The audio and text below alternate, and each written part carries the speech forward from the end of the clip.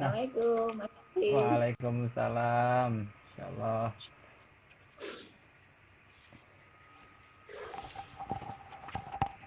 Putus-putus nggak Bu Am? Gambarnya agak blur ya. Gimana Bu?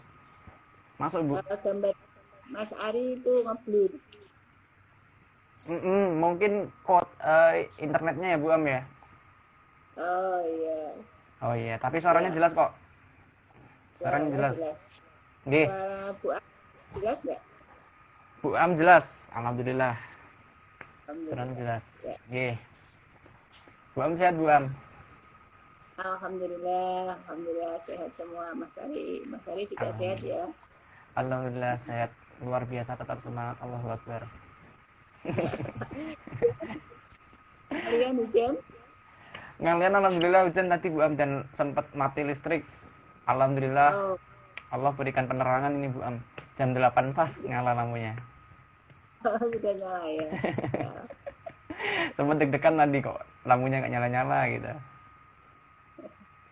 ya. Nih Bu Am, nanti insya Allah video dari live ini akan saya share Bu Am nanti biar bisa dilihat lagi sama pemirsa-pemirsa yang mungkin belum bisa join malam hari ini. Jadi ada siaran ulangnya Bu Am. Gitu nih Bu Am ya. Ya. Oke. Monggo untuk Bu Am bisa memaparkan Baik, materinya. Mas Ari. Nggih. Mas Ari putus ya. Putus Mas Ari. Oh, punya saya putus-putus. Tapi di sini alhamdulillah lancar punya Bu Am. Ya. Baik, Nggih. terima kasih Mas Ari. Ini alhamdulillah. Bismillahirrahmanirrahim. Assalamualaikum warahmatullahi wabarakatuh. Waalaikumsalam warahmatullahi wabarakatuh. Ari dan teman-teman yang sudah bergabung di live ini, terima kasih. Ya, puji syukur marilah kita panjatkan kehadirat Allah Subhanahu wa taala atas segala limpahan rahmat juga karunia-Nya kepada kita sekalian. Bahwa syukur yang kedua adalah malam hari ini diberi karunia yang luar biasa ya. Diberi tugas oleh Mas Ari ini untuk kita saja ya. Omong-omong ringan begitu terkait dengan perempuan ya, terkait dengan perempuan ini kayaknya Mas Ari sudah akan mendekati perempuan ini, makanya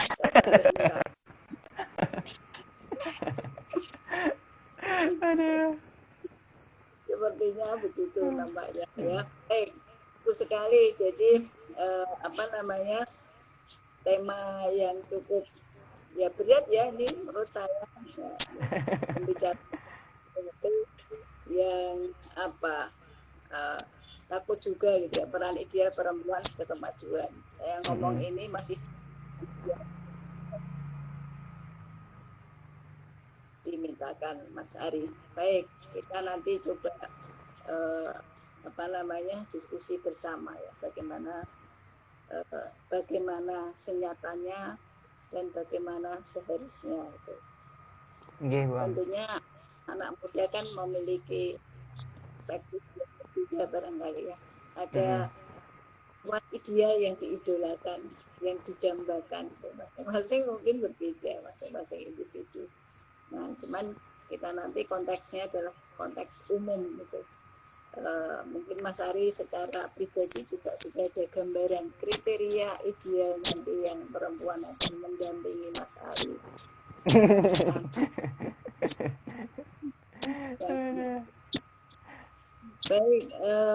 Baik.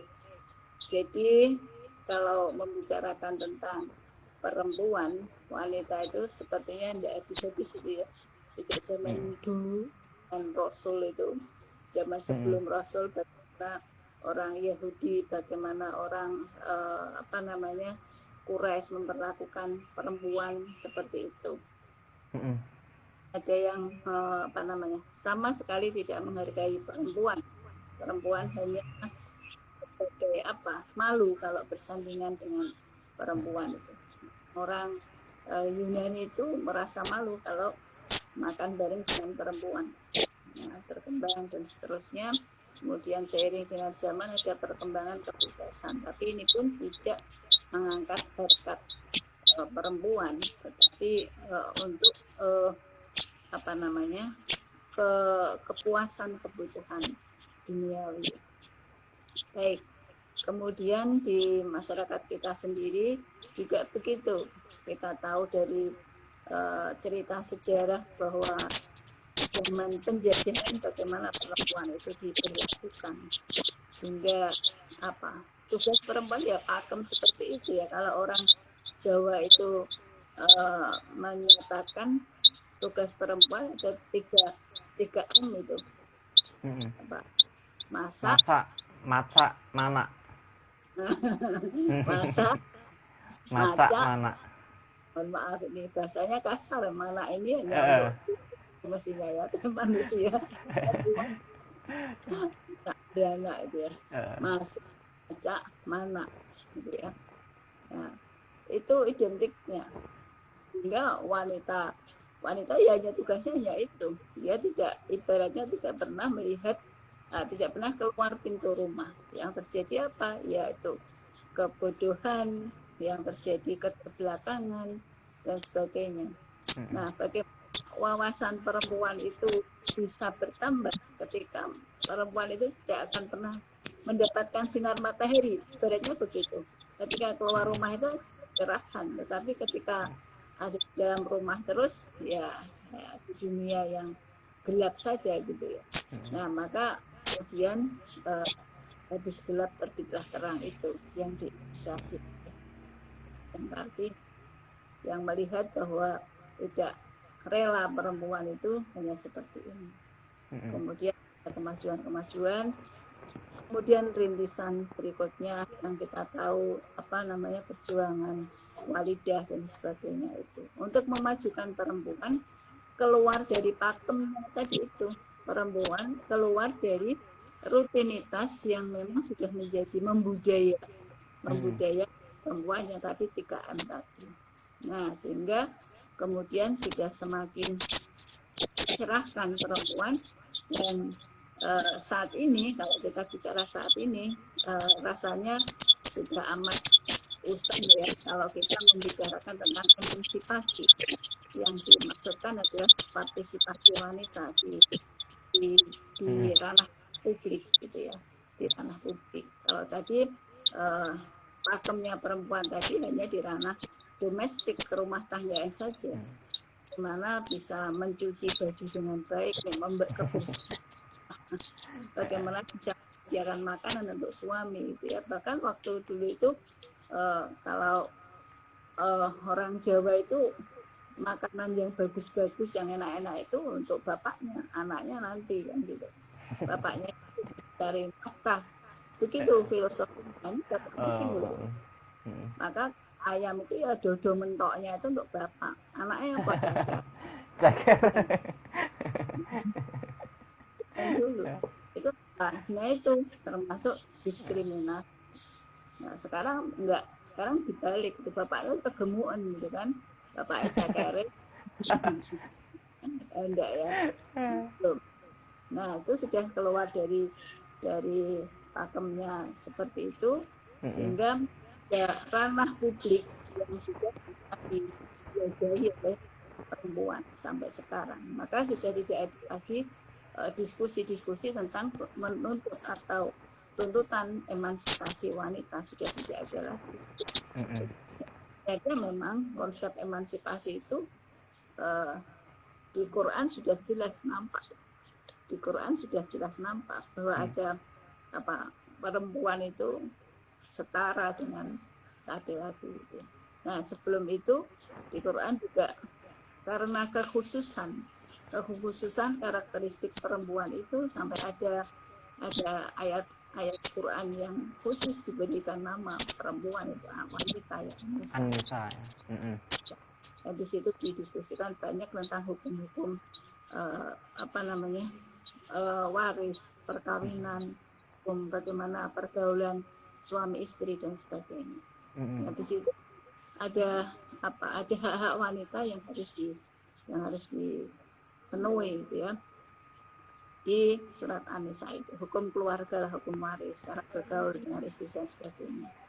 Nah, kalau dari dari bentuknya gitu ya, dari strukturnya psikologis dan juga fisik ya memang berbeda dengan laki-laki. Struktur anatomisnya, struktur psikologisnya sangat berbeda dengan laki-laki. Dan ada hadis yang menyampaikan bahwa wanita itu diciptakan dari tulang rusuk yang paling bengkok. Itu sebenarnya kan simbol bahwa yang bengkok itu tuh pemanfaatannya kan sangat terbatas. Sesuatu barang yang bengkok itu benar. Ketimbang yang lurus ya Bu ya. Ute-ute ya yang jatuh katanya sangat kecil sekali. Diluruskan dengan patah itu rasakan patah. Ini tuh kalau menurut saya menggambarkan betapa perempuan itu hatinya lembut, sensitif. Oh iya, ya. Siap. Maka sebenarnya perlu kelembutan wanita itu pada umumnya seperti itu. Senang sanjung gitu ya, senang disanjungan. Paling tidak suka kalau dikatakan kowe kok lemumen ini ya. Perempuan itu seneng kali karena kalau lama ketemu pasangan kok gak susuk ya, seneng banget itu meskipun susuk.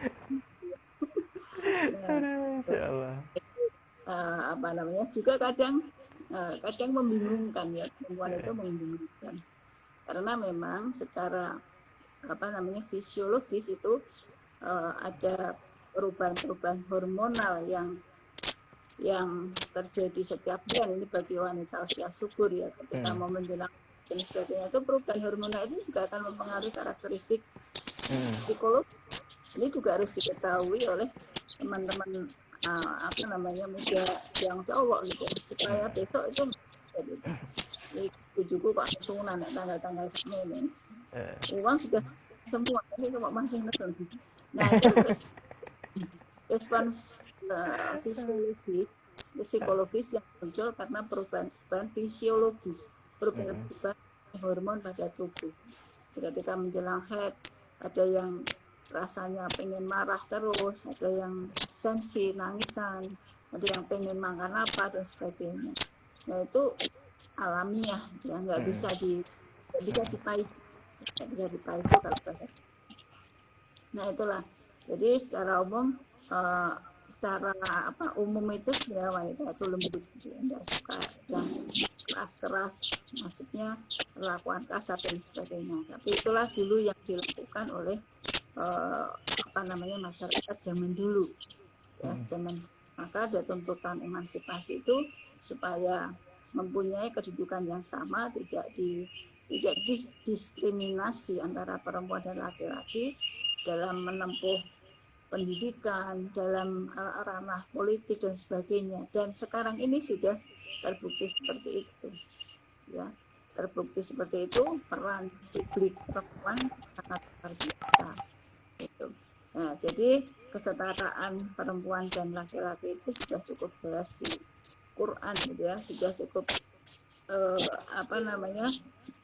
tersurat di Quran yang banyak dia membicarakan kesetaraan antara laki-laki dan perempuan dan laki-laki itu. Bisa dilihat di An-Nisa ayat 1 itu ya, Allah menciptakan Adam dan Hawa, ciptakannya Adam dan Hawa. Nah, Adam dan Hawa itu juga jadi aktor itu ya, jadi aktor dulu awal manusia. Adam dan Hawa juga diberikan kemuliaan yang sama di surganya Allah, di tempat yang mulia. Kemudian Adam dan Hawa melakukan pelanggaran yang sama. gitu kan. Adam dan Hawa setelah melakukan pelanggaran mendapatkan punishment yang sama pula, mendapatkan hukuman yang sama pula. Maka di situ tidak ada perbedaan hukuman antara Adam dan Hawa, gitu ya. Keduanya sama. Setara itu ya, Bu ya. Sama. Keduanya juga goyah oleh godaan setan itu. Nah, jadi banyak termuat di Quran bagaimana kesetaraan antara laki-laki dan perempuan itu adalah sama. Yang membedakan apa? Adalah kualitas iman, kesolehan, amal soleh, dan sebagainya, itu yang membedakan sebenarnya. Itu laki-laki dan perempuan sama. Tetapi dari konstruksi tubuhnya tentunya ada perbedaan, karena memang diciptakan untuk supaya bisa saling tarik menarik gitu ya, saling keduanya mempunyai potensi yang berbeda, tetapi ini harus dikolaborasi sehingga menjadi kekuatan yang sangat bermakna gitu. Nah, masing-masing laki-laki dan perempuan itu juga memiliki potensi, kemudian fungsi dan peran yang masing-masing sebenarnya. Secara alamiahnya kan begitu, punya peran dan fungsi masing-masing. Gitu. Nah, kemudian kesetaraan lagi yang disampaikan di Quran adalah keduanya juga sebagai khalifah, gitu. Khalifah dalam di bumi mengelola alam semesta ini supaya bisa menjadi sumber kehidupan yang baik. Maka di situ kan tidak ada istilahnya hai perempuan, hai laki-laki, tapi ya orang-orang yang beriman siapa ya, bisa laki-laki bisa perempuan gitu. Jadi tidak ada kekhususan perempuan di situ untuk mendayagunakan alam ini khusus untuk laki-laki atau khusus untuk perempuan juga gitu. Baik. Nah, kemudian juga wanita laki-laki memiliki kedudukan hukum yang sama. Ya tadi gambarannya aktor Adam dan Hawa mempunyai mendapatkan hukuman yang sama untuk dipindah tempatkan di dunia. Tadinya di tempat indah di surganya Allah, kemudian karena pelanggaran yang dilakukan kemudian mendapatkan hukuman yang sama. Kemudian si perempuan juga mempunyai kesempatan untuk meraih prestasi yang sama. Mempunyai prestasi yang sama. Nah, meskipun kalau saya perhatikan itu laki-laki dan perempuan di wisuda itu ya, mahasiswa cum laude, mahasiswa itu yang perempuan.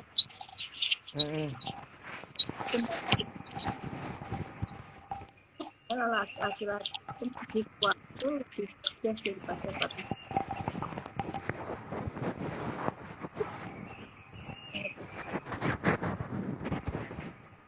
Perempuan itu lebih telaten, ya. Laki-laki yang cerdas tetapi kurang telaten, ya pasti prestasinya kan ya ibaratnya menjangan yang terus berlari kemudian tidur untuk mencapai finishnya, kemudian ada kura-kura yang telaten tetap berjalan, tidak istiqomah itu ya, istiqomah sampai finishnya menagi.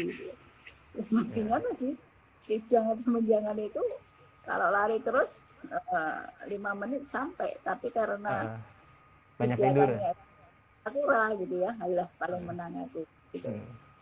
Aku istirahat dulu, tidurlah bablasan. Kuranya istiqomah sambil berpikir kan itu.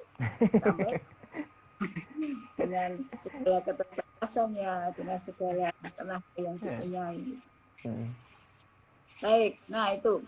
Jadi untuk saat ini sudah tidak lagi pembicaraan pada persoalan emansipasi, karena sudah semuanya sudah terlampaui itu tidak ada lagi perbedaan laki-laki dan perempuan.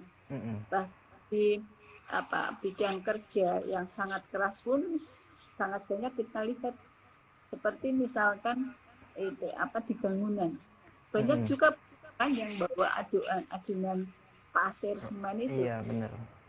Nah, digarap oleh perempuan ya Bu ya. Perempuan luar biasa itu. Nah itu yang paling keras. Kemudian juga kita lihat beberapa periode yang lalu Ibu Megawati jadi presiden, ya kan? Oh iya. Viva Indra Parawansa jadi gubernur, perempuan.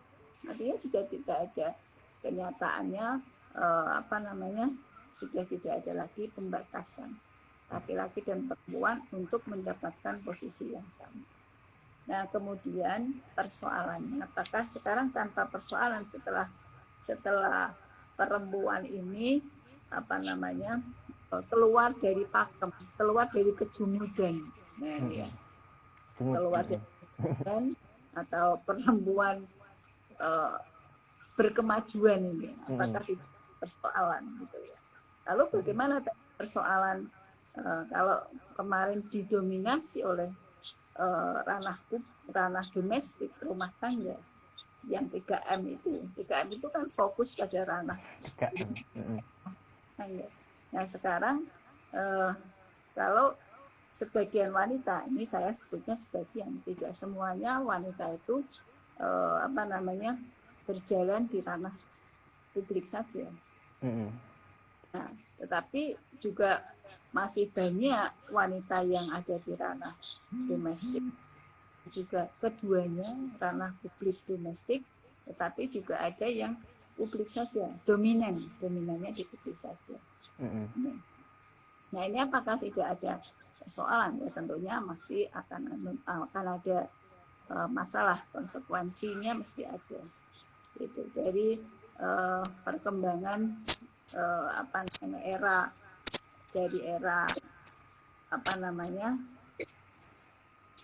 sekarang ini ya, digital dan seterusnya sampai nanti itu pun pasti akan mempunyai impak pada perilaku atau pada kondisi lingkungan. Nah sekarang yang kita sering terjadi. Jadi ini hubungannya nanti adalah dengan peran perempuan di ranah domestik. Jadi beberapa persoalan, mengapa perempuan itu kok sampai bekerja pada bagian pekerjaan yang sungguh sangat berat, sedangkan sebenarnya konstruksi tubuh wanita itu tidak sekuat dibanding dengan laki-laki. Mengapa demikian? Tentunya pasti ada yang melatar belakangi. Yang melatar belakangi ada tuntutan ekonomi, tuntutan hidup lah, seperti itu. Kenapa? Nah sekarang ini di dunia, di zaman modern ini, era industri sekarang ini juga sudah banyak perubahan struktur keluarga, ya, sistem dalam keluarga, bahwa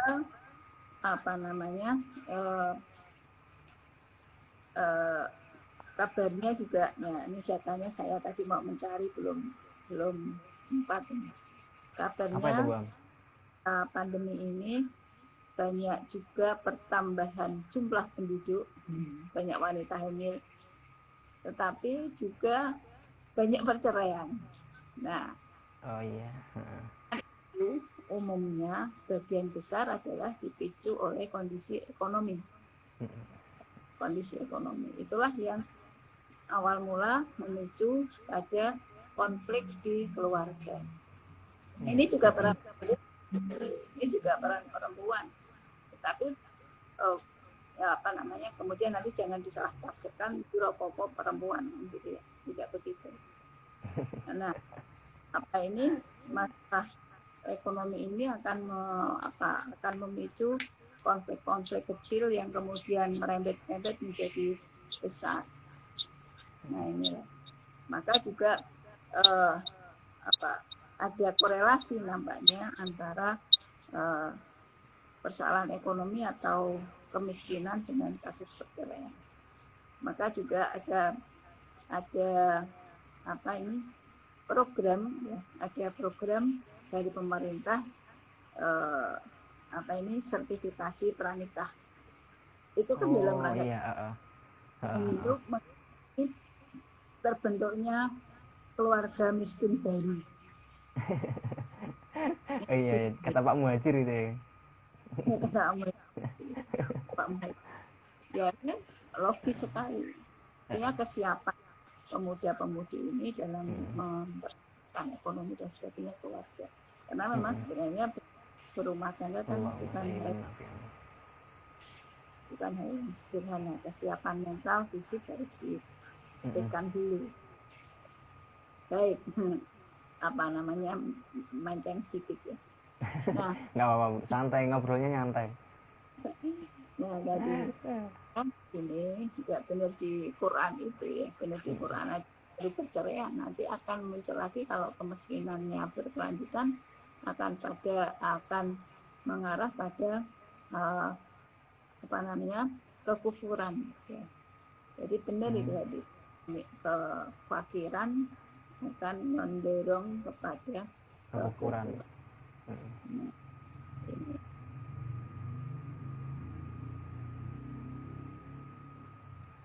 Bagaimana peran perempuan ini ketika menjadi manajer rumah tangga kan begitu. Ketika ini di ranah domestik, bagaimana mencukupkan nah, kata orang tua itu uang itu tidak cukup pokoknya kurang kan begitu. Nah ini kan manajer rumah tangga siapa ya ibu rumah tangga di situ. Dengan satu tentunya dengan satu syarat dan lainnya gitu ya. Dia bisa dipercaya kan itu penting, ada keterbukaan, saling bisa dipercaya, jangan sampai ada yang disembunyikan gitu ya. Nah, saya dengar ada uang laki-laki, ada uang perempuan untuk kalau dia di ranah domestik di rumah tangga.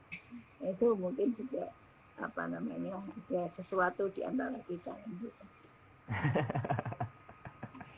Itu yang akan menjadi apa namanya titik-titik menuju ke arah konflik-konflik, memunculkan konflik-konflik ya.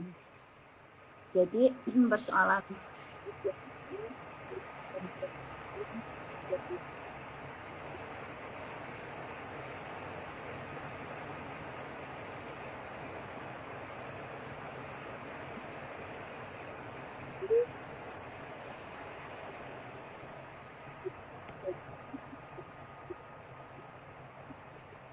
kali ibu yang menggendong apa ini namanya daun jati yang diikat besar sekali,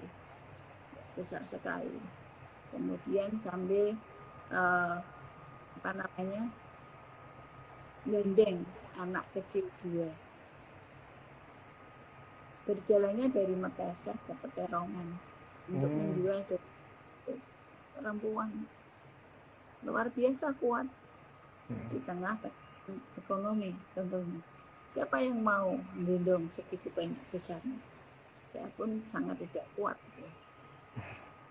Nah, dulu ketika masih sering perjalanan ke Jogja gitu ya, pagi itu di Tanjakan Tanah Putih itu sering saya jumpai bapak-bapak yang tanpa baju mendorong sepedanya dengan 2 keranjang.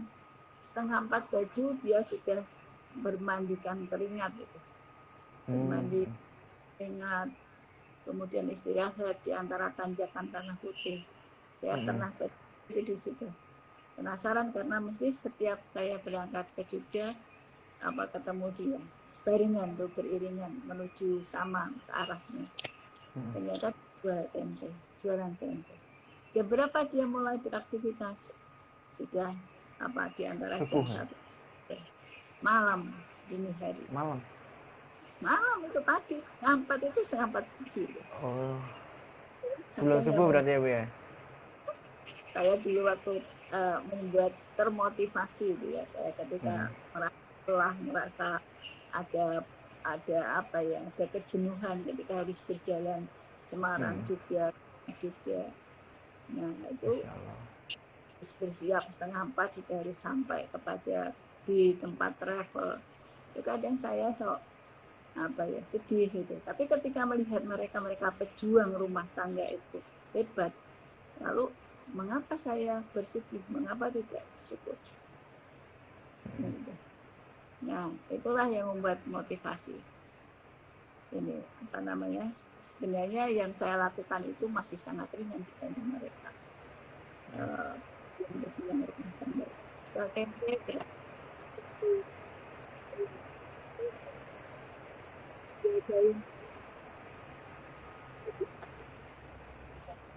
Dari jalan Allah hak.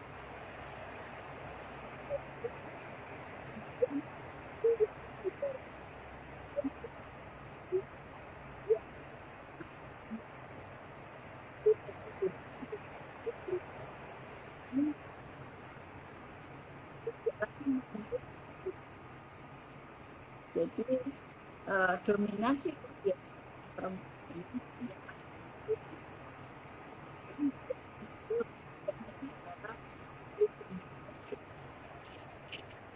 karena seorang anak ini menunjukkan sapaan seorang ibunya pernah atau jarang sekali untuk mempunyai waktu di ranah domestiknya. Dua, karena kondisi ekonomi lagi, kondisi ekonomi, kalau tadi mereka bekerja keras, mencari pekerjaan yang meskipun keras tapi diridhoi Allah. Ada juga yang potong kompas gitu. Pokoknya dapat uang dengan apapun. Nah, maka sekali persoalan-persoalan penyakit sosial di masyarakat. Ya, ini juga karena faktor ekonomi. Berapa perempuan yang dieksploitasi untuk menjadi sumber pendapatan bagi sebagian orang, dan seterusnya. Nah, kemudian tadi yang mungkin perlu diwaspadai dan perlu dikendalikan adalah yang tadi tengah, peran di ranah publik itu. Ya, kalau perempuan itu saat ini sudah tidak diragukan lagi ya kemampuan untuk menjadi pimpinan barangkali. Contoh-contoh yang sudah ada saat ini ya sangat piawai, bahkan perempuan itu atau di Aisyah itu bapak-bapak Muhammadiyah senang itu kalau bekerja sama dengan Aisyah. Kenapa? Ibu Aisyah itu wasis nekon golek dana kan gitu. Cepat kalau golek dana gitu. Ya, ini menjadi kelebihan potensi tersendiri ya. Tadi makanya harus dikonsiderasi itu. Nah, maka ini perlu pembatasan ranah publik. Yes, gitu kan. Sepanjang ada koridor-koridor tertentu yang harus dipahami oleh perempuan, bahwa ada tugas utama yang harus dilakukan juga, tidak boleh abaikan. Di ranah domestik itu harus ya memang ketika ada pilihan saya harus keluar ke ranah publik, maka sudah harus ada komitmen dalam diri. Apa yang harus saya lakukan, apa yang menjadi tugas saya sebagai perempuan, itu harus ada komitmen, harus ada komitmen yang kuat dalam diri itu. Berat memang kalau nanti sudah menjadi perempuan yang sesungguhnya. Perempuan yang sesungguhnya itu ya ketika sudah berumah tangga itu. Bukan berarti teman-teman Imawati bukan perempuan sesungguhnya. Perempuan dan tanggung jawabnya barangkali belum banyak gitu ya. Tapi kalau ketika sudah nanti masuk ke rumah tangga itu ada peran. Kalau memang ada pilihan ke ranah publik yang juga harus dilakukan, dan sekarang juga harus artinya ranah publik yang saya maksud itu adalah yang karir sesuai dengan profesinya. Dia kadang melenakan ini sudah berkarya demikian rupa sehingga tugas di ranah domestiknya agak terlena. Nah, Nah ini yang perlu nanti dipahami oleh semuanya bahwa ada tugas mulia di rumah tangga yang harus dikerjakan. Nah resikonya apa? Lelah pasti. Konsekuensinya apa? Kalau tidak keluar ke ranah publik, misalkan keluar untuk bekerja, gitu ya.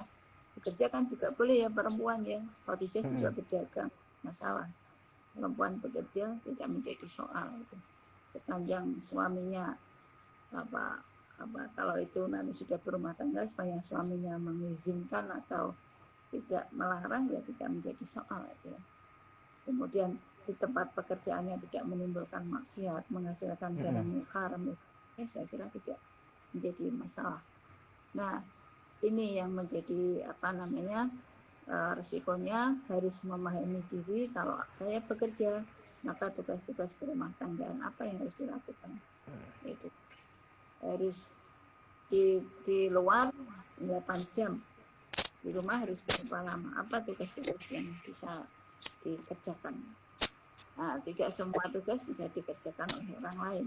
Misalkan tugas harian bisa diasistenkan, tapi ada tugas lain yang tidak bisa diasistenkan. Tugas meluk bayi anaknya tidak bisa diasistenkan. Harus ibu itu memberikan bonding ya, memberikan kehangatan kepada anak. Ya. Makanya itulah juga hikmah menyusui itu seperti itu, menyusui 2 tahun. Itu supaya seperti itu, nggak ada kan orang menyusui itu sambil jubitan pencilaannya, nggak ada. Pasti dalam kondisi yang tenang itu. Bayi itu pasti dalam kondisi yang tenang, ada pelukan di situ, ibu mendoakan di situ, diajarilah berdoa bagaimana ketika mau awal menyusui, diajarilah berdoa, mau makan minum itu dari ibu. Nah itulah itu juga termasuk nanti peran fitrah perempuan itu di situ. Nah, ikatan batin berarti ibu ya? Iya, ikatan batin. Kan tidak ada orang yang menyusui sambil nonton sinetron atau drama Korea, mentelur anak dijar kewae kan enggak. Kan pasti sambil memang tinggal Facebookan bu. Tinggal Facebookan. Nah, nanti anaknya terkontaminasi dia, atau anaknya kalau pas hamil Facebookan terus ya anaknya lahir langsung dianan ya. Update status. Di status aku lahir itu. Nah kemudian persoalan sosial yang muncul saat ini juga tingginya kasus perceraian.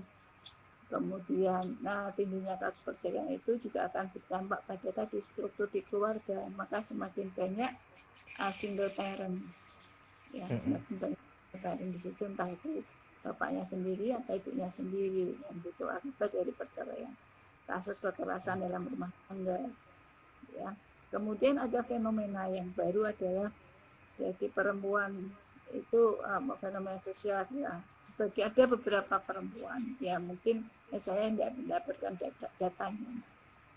Ada perempuan yang mencukupkan hidup sendiri gitu ya. Tidak merasa enak ingin menikah gitu ya. Tidak menikah. Nah itu ya latar belakangnya tentunya sudah merasa enak, tidak ingin ribet gitu. Tidak ingin ribet. Nah ini juga banyak kita. Padahal ini kan menikah juga menjadi kewajiban bagi yang sudah mampu. Jadi barangkali tidak menikah itu bukan berarti tidak ada yang mendekat, tetapi karena mungkin tidak lebih nyaman begitu. Nah kemudian tadi harmonisasi peran domestik dan peran publik untuk perempuan berkemajuan itu harus selaras, harus diharmonisasi sehingga tidak ada ketimpangan antara di keluarga dan di masyarakat. Bagaimana bisa orang perempuan mempunyai peran publik yang cemerlang sekali tetapi keluarganya penyok-penyok, kan mempengaruhi. Kemudian ada peran publik, peran sosial kemasyarakatan, peran keagamaan. Nah ini penting, yang penting kita lakukan. Harus keluar perempuan-perempuan berkemajuan itu harus memiliki peran dakwah. Apa yang bisa dilakukan gitu. Bisa dilakukan meskipun sekecil apapun, ada peran dakwah yang dilakukan untuk lingkungan. Ya sebenarnya ini pun kembali kepada ngasuh anaknya, mendidik anaknya. Ini kan bisa ditularkan untuk orang lain di lingkungan yang memang memerlukan. Nah, ini nampaknya ringan, tetapi sebenarnya namanya ringan dan ramah-ramah itu. Tetapi sebagian masyarakat sangat memerlukan. Bagaimana ibu itu bisa memberikan pembelajaran terhadap anak perempuannya yang pertama kali mendapat head. Apakah bapaknya yang memberikan pembelajaran bagaimana harus berperilaku ketika anaknya head? Nah, ini tidak semua orang di masyarakat itu mus dengan kondisi itu. Nah, saat ini, permasalahan saat ini, banyak anak-anak yang memang sebenarnya usianya masih sangat belia, kelas 4, kelas 5 itu sudah head. Ini menjadi persoalan. Ya, menjadi persoalan yang nanti kita, anak-anak muda, termasuk Mas Ari, teman-teman Mawat itu juga harus bergerak ini. Ini apa? Anak-anak kelas 3, 4, 5 itu masih suka bermain kan? Dia bermain tetapi sudah head, artinya sudah baik. Sudah dikenai ada hukum untuk ibadah makruhnya. Gimana kalau ini yang paling berat kan puasa, Ramadan harus mengganti. Kan begitu. Bagaimana ini? Pak penanganan atau sosialisasi. Saya pernah mendiskusikan pada Dr. Ojin, kenapa kok fenomena sekarang itu anak-anak pada usia-usia sekarang itu sudah head, karena ini nanti akan menyangkut peribadatan. Ya karena kondisi gizi yang bagus, ya intinya itulah, semakin sehat anak itu, maka proses metabolisme termasuk head itu bisa datang lebih. Nah ini bisa jadi yang lagi juga begitu. Balik itu ada di awal. Nah bagaimana supaya mereka itu bisa melaksanakan ketentuan-ketentuan ibadah mahdoh yang sudah menjadi kewajiban seorang yang sudah balik. Ini menjadi persoalan. Sepertinya itu ramah ya, tetapi ini penting disaksikan kepada lingkungan. Nah inilah peran perempuan di ranah publik, di sosial keagamaan. Penting sekali yang anteng-anteng yang kecil-kecil seperti itu harus dilakukan. Bagaimana mendidik anaknya yang perempuan